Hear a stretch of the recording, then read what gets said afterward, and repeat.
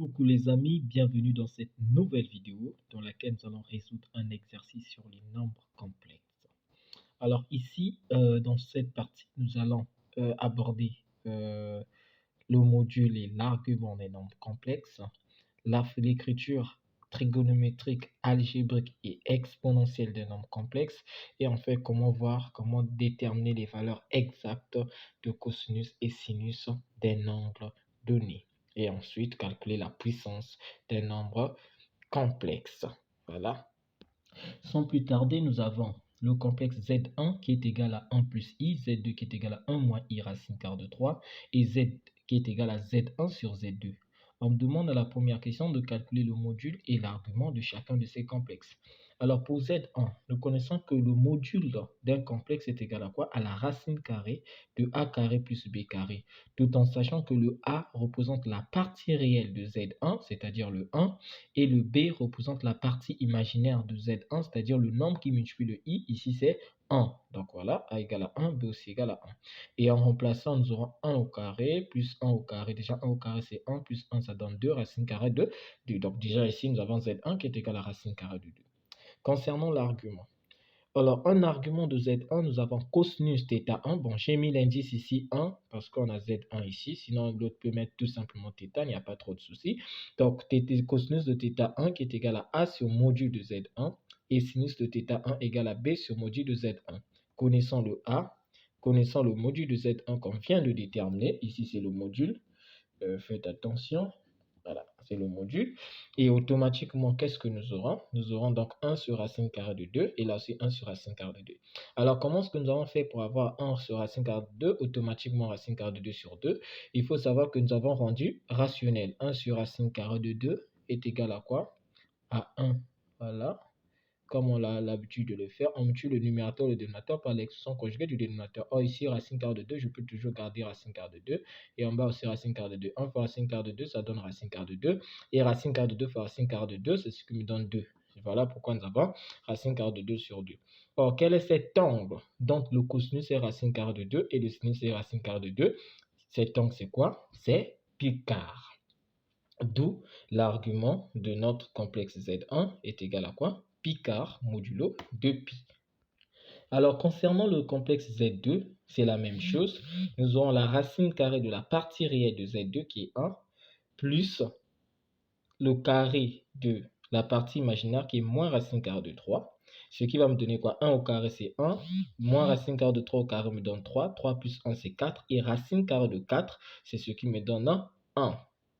Concernant l'argument, nous avons quoi? Cosinus θ2, bon, comme je l'ai dit, l'indice 2 est égal à quoi? À A sur module de Z2, et là, sinus θ2 égale à B sur module de Z2. Le A étant le 1, je remplace. Le B étant le moins racine carrée de 3, voilà ce que j'ai. Alors ici, quel est cet angle? Déjà ici, nous avons cosinus est positif, sinus est négatif. Or, lorsque le cosinus est positif, sinus est négatif, nous avons ici θ égale à quoi? Moins alpha. Avec alpha l'angle lorsque le cosinus est positif, sinus est positif. Maintenant, nous allons cacher le moins. Quel est cet angle dont le cosinus est 1,5 et le sinus racine carrée de 3 sur 2? Cet angle, c'est quoi? C'est pi tiers. Donc, du coup, alpha égale à pi tiers. Or, notre but, c'est de trouver le θ. Du coup, je viens remplacer le alpha là où il y a le θ. Donc, du coup, j'ai moins pi tiers. D'où l'argument de notre Z2 égale à moins pi tiers. Concernant le complexe Z, nous remarquons que Z, c'est le quotient des deux nombres complexes Z1 et Z2. Pour déterminer le module, rappelez-vous que le module d'un quotient est égal au quotient des modules.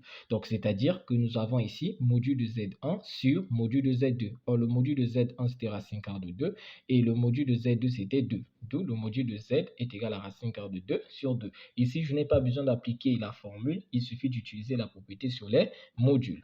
Nous allons faire autant avec les arguments. Donc, l'argument de Z est égal à l'argument de Z1 sur Z2, et tout en sachant que l'argument de Z1 sur Z2 est égal à l'argument de Z1 moins l'argument de Z2, toujours modulo 2pi. Et l'argument de Z1, c'est pi quart, moins l'argument de Z2, on l'avait calculé tout à l'heure, c'est moins pi tiers, et en calculant, nous avons ici 7pi sur 12. Modulo 2pi. Donc, la produit de moyens, produit des extrêmes, et vous avez ce résultat final. Concernant l'écriture trigonométrique, or l'écriture trigonométrique d'un nombre complexe, c'est l'écriture sous la forme module de ce complexe, facteur cosinus de l'argument plus i sinus de l'argument.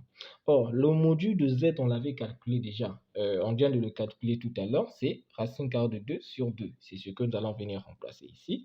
Et un argument, c'est ce qu'on vient de calculer tout à l'heure, c'est 7pi sur 12. Donc, je viens juste remplacer et voilà l'écriture trigonométrique. Alors, pour l'écriture exponentielle, nous avons l'écriture exponentielle d'un nombre complexe est égal à son module exponentiel de i θ, son argument.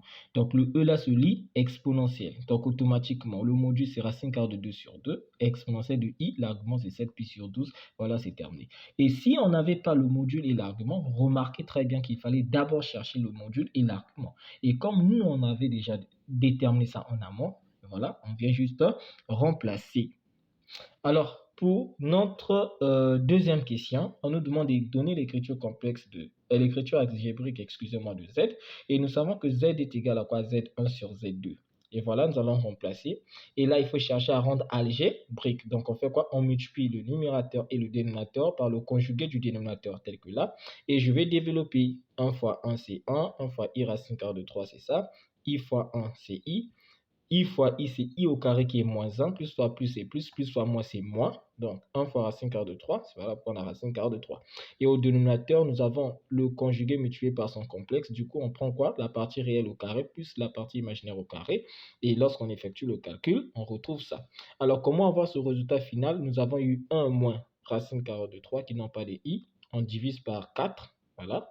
Et ceux qui ont les i aussi, nous les regroupons ensemble. Voilà le résultat que nous avons. Parce que pour donner l'écriture algébrique, il faut faire ressortir la partie réelle et ressortir la partie imaginaire. Donc, si c'est une fraction, partagez les fractions. Il y aura une fraction qui n'aura pas de i, qu'on va considérer partie réelle, et une autre fraction sera multipliée par le i, qui sera la partie imaginaire. On nous avait toujours demandé dans cet exercice d'identifier la partie réelle de z. Et là, nous pouvons bien l'identifier. Ça, c'est la partie réelle de z. Et ça, c'est la partie imaginaire de z.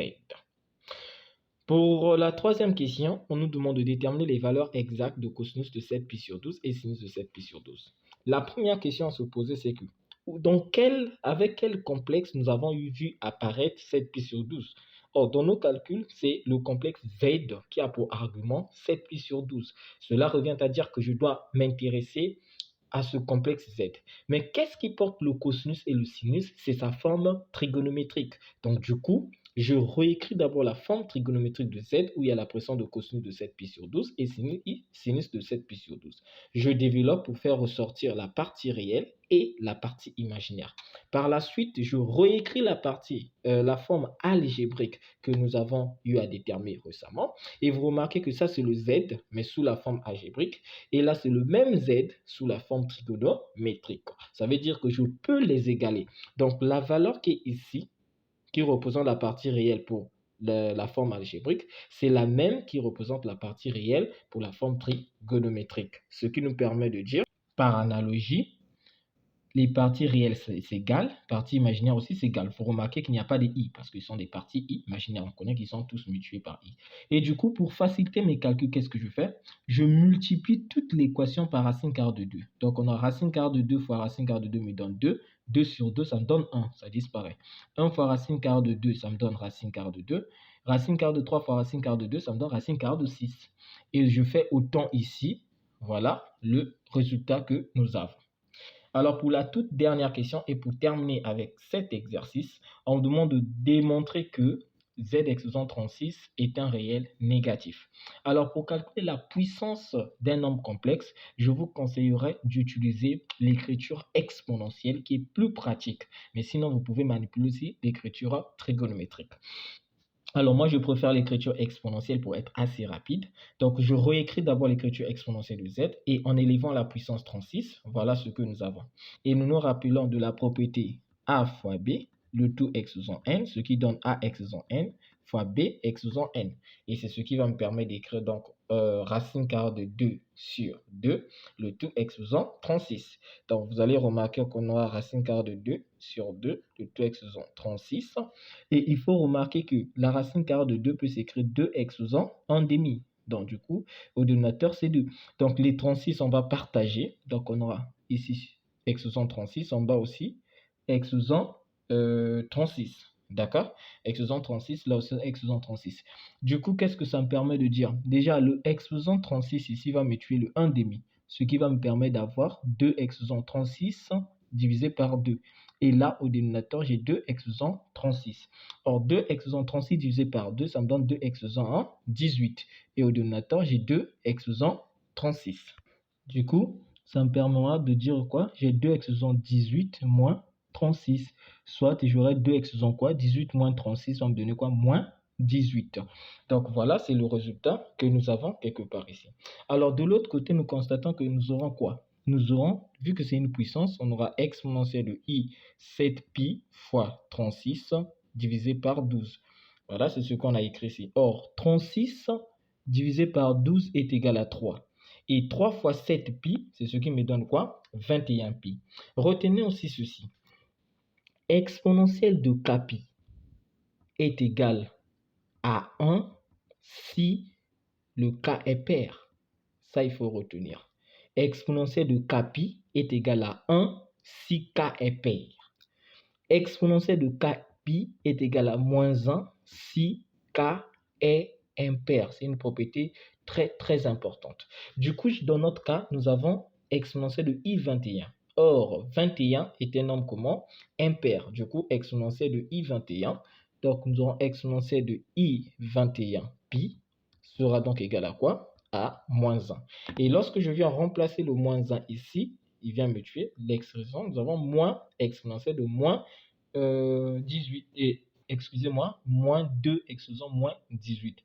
Comme une puissance est toujours positive, peu importe le signe de son exposant, alors c'est le moins là qui est compté, donc le réel, le complexe z exposant 36 est bel et bien négatif. Voilà un peu pour cet exercice qui nous a permis d'aborder le module des nombres complexes, l'argument des nombres complexes, écriture algébrique, trigonométrique, exponentielle, déduction de la valeur exacte des cosinus θ et sinus θ, et enfin, détermination de la puissance d'un nombre complexe. Alors, si jamais il y a des ondes d'ombre ou encore il y a des propositions, des suggestions de vidéos, n'hésitez pas d'écrire en commentaire et nous ferons le réel plaisir de vous servir et de vous éclaircir les ondes d'ombre. Alors, je vous laisse, je vous dis à bientôt. N'oubliez pas de vous abonner pour toi qui n'étais pas encore abonné. Et pour celui qui est abonné, n'oubliez pas d'activer la cloche de notification afin de ne rater aucune de nos prochaines vidéos. Je vous dis au revoir. Merci.